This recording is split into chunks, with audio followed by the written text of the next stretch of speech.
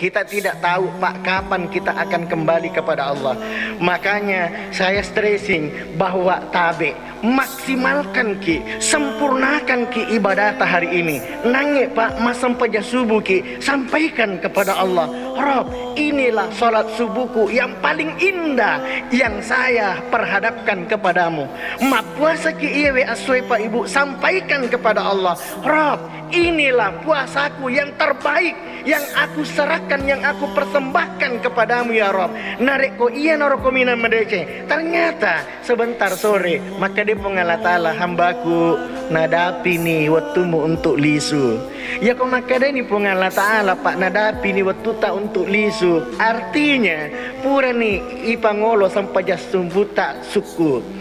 Pura ni ipangolo sampai jaloro tak suku. Pura ni ipangolo sampai jang asara tak suku. Pura ipangolo puasa tak suku. Pura ipangolo sampai jang mengirit bikin tak suku. Agi-agi na suku ni boleh di sesi arajana pengalatala. Ketika kembali kepada Allah, li sulori sesi arajana pengalatala.